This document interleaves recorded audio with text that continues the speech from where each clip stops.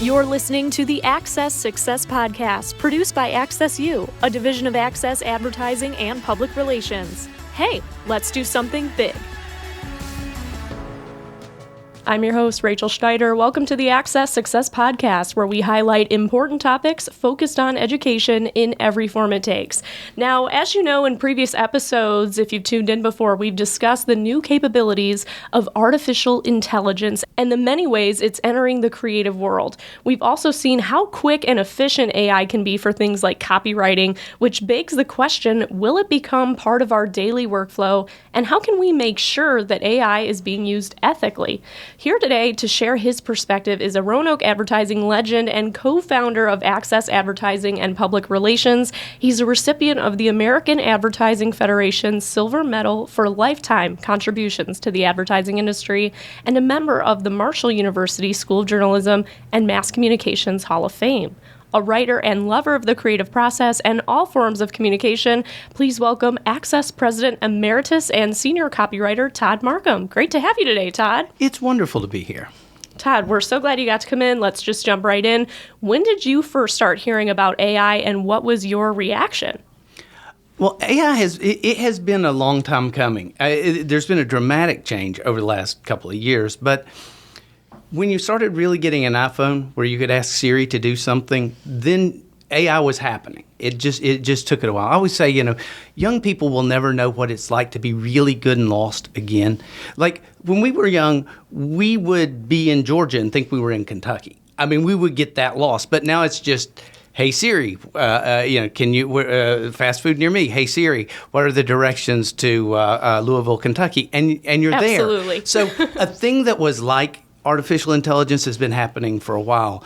I think I've been actively using things that are called artificial intelligence for maybe 3 or 4 years. And I'm also into augmented reality, which is a friend, which at least could be a friend of artificial intelligence. Yeah. But it didn't happen overnight. We all should have seen this coming. Okay. Yeah, definitely. I mean, you founded Access 26 years ago, and the typical workflow of a writer and a creative has changed a lot just since then and over time. So is AI another evolution similar to the internet and social media and GPS and other ways that humans have been able to use technology then to enhance our daily lives? Well, we really were looking toward the future, even from the beginning of Access. The Access website is older than Amazon.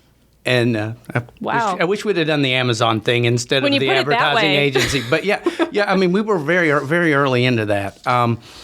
And going back to the question of, is it something that's going to be part of our current creative process? Mm-hmm. I think it is. And it's funny because people have changed over the years.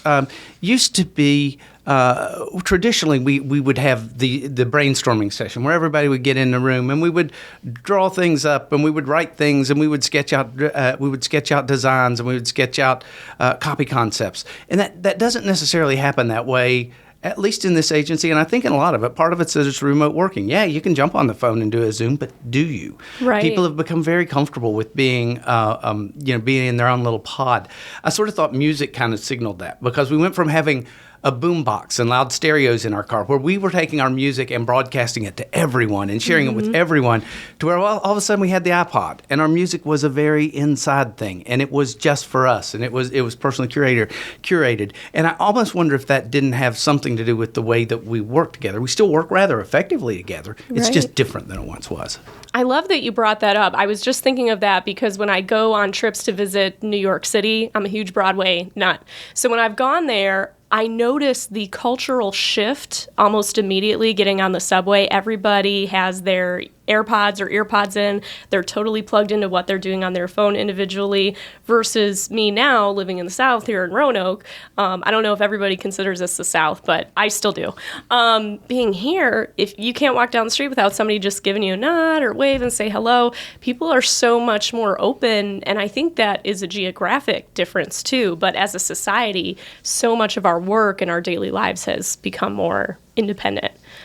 So that's a great point. Right. And I know it's getting a little off of the subject, but I do think that COVID had a profound effect on what we're willing to accept, how we're willing to share, what we're willing to do on the computer. We were actually in New York when Broadway went dark. Oh, wow. And walking through Times Square where you saw maybe 5 other people was just a surreal kind of I thing. bet. Yeah. We didn't even know if we were going to get back because at the time nobody really knew what COVID was. They didn't know, is this the end of the world or whatever? And we were actually thinking they may close state borders, and it was just the most bizarre thing.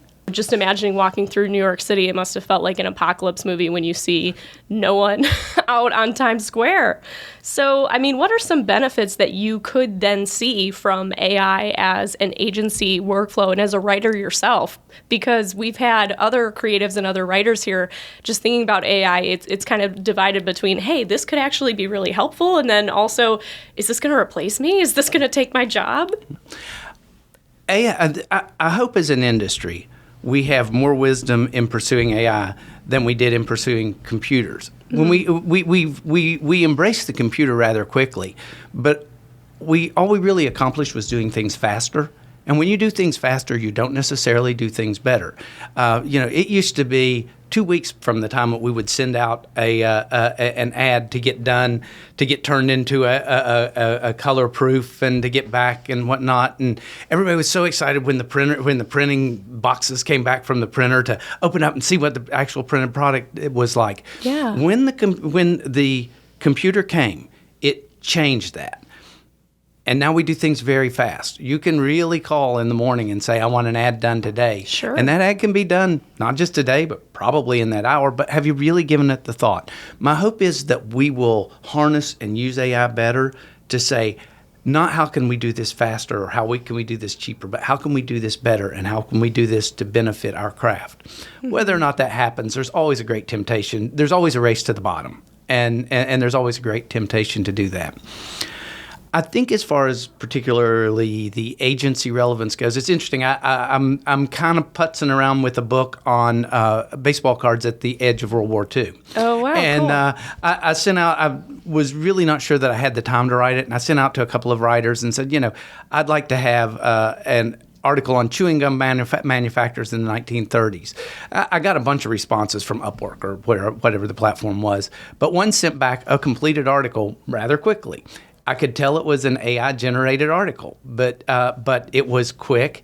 It wasn't bad. It wasn't really good. It was if I was trying to fill space, it would be fine. I always say I've spent my whole life writing words that no one will read, because when you give people a brochure, they look at the brochure and they say, that's pretty. That's got nice paper. I like those pictures. Very seldom do they dig down in and read all the words that you've written. And yeah, you can fill that up with AI. I think those of us who have a sensibility for exactly what that's like, though, won't be satisfied with that product for a while. The data analytics, on the other hand, optimizing some of your social feeds, optimizing the way that the social feed hits, I think that could all be in a year. I really think that it's just right there. One of the criticisms I often hear about AI is that it makes mistakes. That, it's not always accurate. I've worked with 5,000 people in my career, and the one thing they all have in common is they all make mistakes. AI is going to make mistakes too. You just can't be asleep at the wheel with AI. You also can't be asleep at the wheel when you're working with an inexperienced professional or someone who has anxiety problems that isn't allowing them to focus on their job, or you can't be asleep at the wheel anywhere if you want to be a professional. That's the definition of being a professional, is watching it. We have to have that same attitude toward using AI as a friendly thing that helps us and allows us to do things more and better. But I don't think it'll ever replace, what agencies do. I don't think it'll ever replace what, insurance agents do. I don't think it'll ever replace anything. One of the really profound things that have happened, though, is to enable AI, you need so much capacity on bandwidth, just literal bandwidth, literal computer banks to store information. And they're getting that down. I mean, it's coming to where it'll be accessible. it will be it'll be an interesting thing. But no, I don't think that they're going to replace things. When when Jim Carrey has gone into his semi-retirement, when Kenny Rogers had retired, what do? Carrey's a painter. Kenny Rogers was a photographer. Lots of people write books and memoirs. Did they do it because they need more money? No, they don't need more money. They have more money than they could ever possibly spend. They do it because we as humans have an innate need to create. Last week, my daughter went to the Taylor Swift concert. She got to go to the Glendale show, the very first one. First of all, so jealous right now. So jealous of your daughter right now because I've seen nothing but pictures of that tour on my feed lately. The costumes and the effects look magnificent. So sorry to interrupt. Oh, no. Go on. She played for 3 hours and 15 minutes. That's a long concert. It was a great show, and it will always be one of those. But I also think that shows another need for the creativity. It's the need for us as a fandom, as a Swiftie, as a whatever, as a baseball fan, to say, oh, this is a thing that is part of my life. This is a thing that defines my generation. And I don't think you're going to rally around an AI-generated piece of music, even though for years AI has been able to create or an AI-like thing. They can play guitar better than a guitarist can play a guitar. But nobody can Taylor Swift like Taylor Swift does. No. Shout out to all the Swifties out there.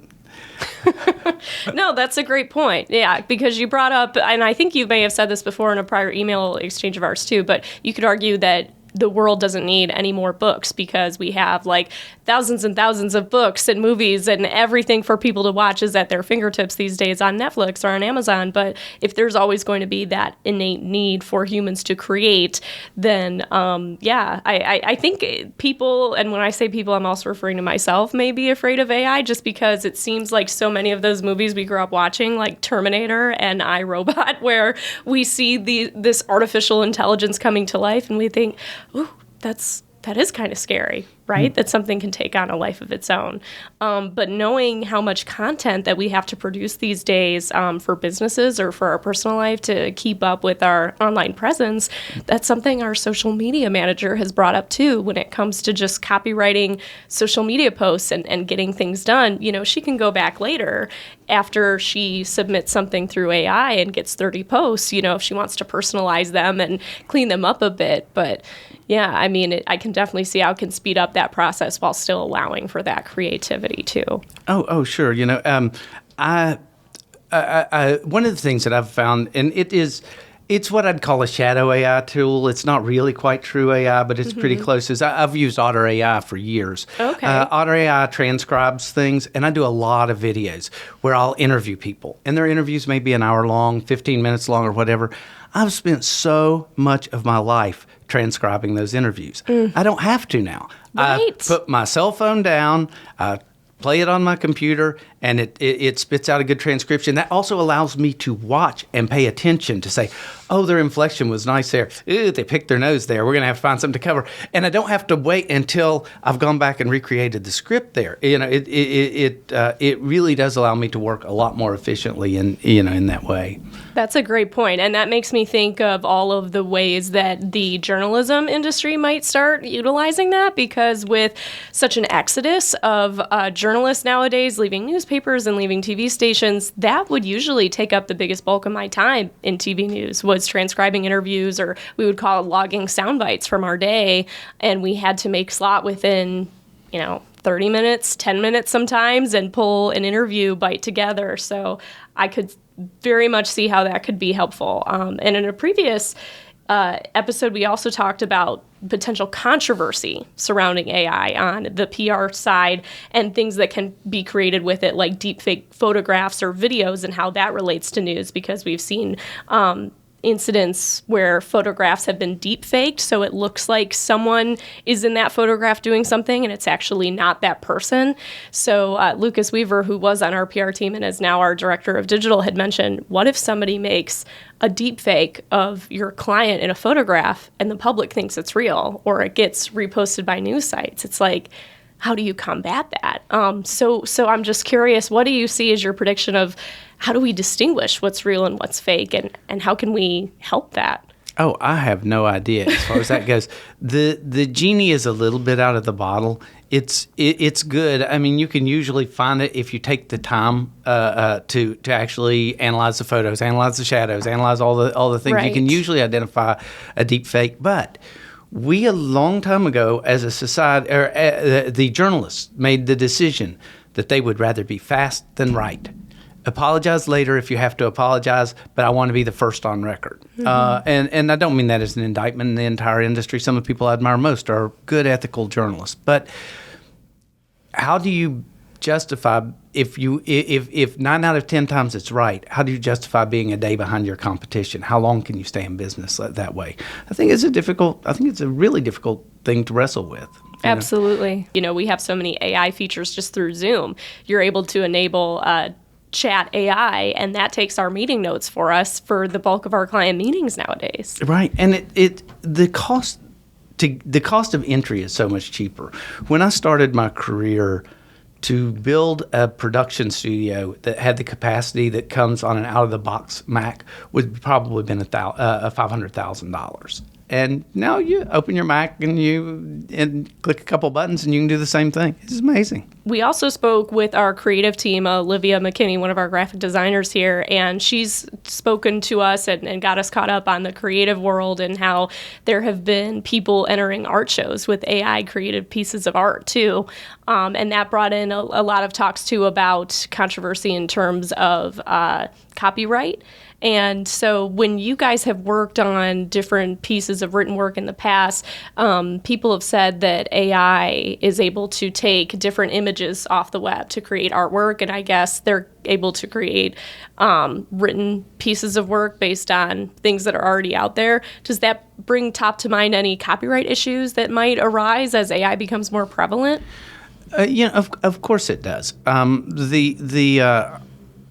And it also brings up a deeper question: is creativity what you do with your hands, or is creativity what you do with your mind? And if it enables somebody who can't do something to express a wholly unique idea, that it really becomes an individual choice. Mm-hmm. Robbing somebody of their work is obviously wrong. I had a friend who she was entering a fairly prestigious college and had been accepted, but her entry essay was flagged for plagiarism. Oh wow! This was long before anything came up, but it was long before the computer issues would have helped that. But they asked for them to explain, okay, we know we wrote this originally. Can you explain to me why they did that? And they said, you are not a student here, therefore we don't have to explain it. And it was this terrible, terrible thing. Oh, and she ended up in a great school. She ended up, she's a doctor now. Everything is fine. But one of the things I've been playing with as far as what you can do with AI is I'm trying to reverse engineer AI. I had a blog that I wrote about baseball in the 40s that I did off my common knowledge, that I did off my 50 years of fandom. I did off the fact that I've checked out every book in the library about baseball at the time. Mm-hmm. But I don't have footnotes. I don't know where I got that information from. So I'm trying to reverse engineer so that I can actually get footnotes to validate what I said in my blog, because I wrote it just as a fun thing. And then I suddenly said, hey, this is kind of close to a book. Maybe you can turn this into something. So I'm not comfortable with going out there just out of my memory. So I'm hoping that we can reverse engineering it. But yeah, there's a lot of questions about the legality and the morality. And I think that at least for right now, we all know what feels right to us. And that's not a legal defense. But if it feels like you're stealing, you're stealing. Mm-hmm. So where it goes, where it will go, there'll be legal challenges and they'll get it all figured out. One of the art sites, I want to say DeviantArt, recently had a thing because they had enabled enabled AI art within their platform. However, they had not gotten their artist permission, but the AI could access their artists. And all of a sudden, the artists who were selling a bunch of their art on Etsy or whatever, all of a sudden they weren't selling very much. And they would say art, but if they went in and said art in the style of Lucas Weaver, then it would come up with art that looked like Lucas Weaver's, but was not. It was generated through AI. Or Tim Burton, or like another distinct style. It can just pull all of those. Absolutely. And it could pull it and make it. And that, to me, is one of the interesting things, because they're playing both ends of that. They're also selling some of that art. So Right. Yeah, I think that was what Olivia was mentioning, too, is how this could possibly hurt artists that are trying to make a living off of their work, but then how can they make sure that that style is theirs and legally theirs, and it's not getting taken by any AI form to get created into something else. So that's definitely something that we've talked about, and so many updates that we've seen in that world too, of AI being able to write whole feature-length movies and direct and do all these things that we never thought possible. It's just really interesting to talk about on the creative side and seeing where it goes. I have a friend in law school right now who's studying contract law and copyright and things like that. And he actually just wrote an essay for his law review concerning the legality of AI and what we can expect to see from the future. So, right. Yeah, it's really interesting to see where it goes. And another thing I wanted to ask you, too, is you talked about adapting or what did you call it? Like backworking AI or reverse engineering it for your blog and working on your next book. So I did want to take a chance to talk about the book that you currently have out about high school football with some Appalachian flair, I understand, that you have to it. Can you tell us a little bit about Way Out Wayne? Oh, sure. Yeah, Way Out Wayne it is truly a labor of love, but it's about a small town high school football team. It's very much based on the small town. I grew up in Wayne, West Virginia.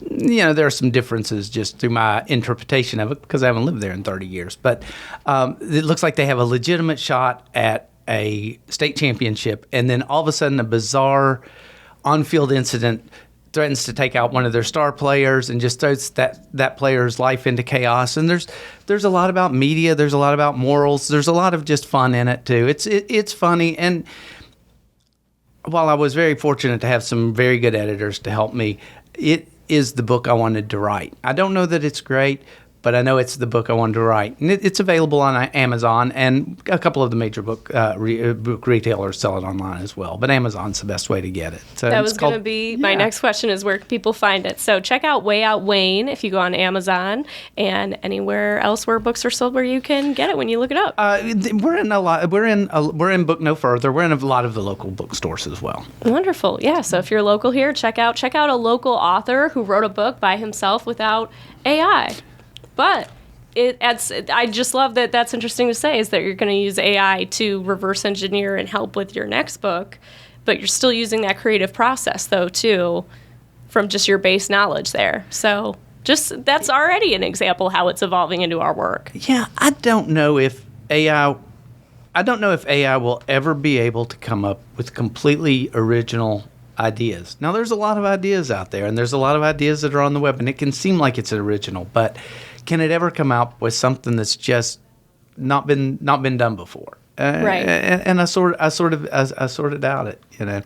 One of the places I've used AI recently is I would not use it as a professional thing, but my audio scratch tracks. I use Speechio to generate those because I can get if the client's saying, I don't know, would a man or a woman sound better than that? It's really easy. I don't have to go to a studio. I don't have to hire somebody. I don't have to pay studio fees and I don't have to explain to the voiceover artist why they ended up going with somebody else. You type it in. It's getting better as far as you can go in and nudge some inflections.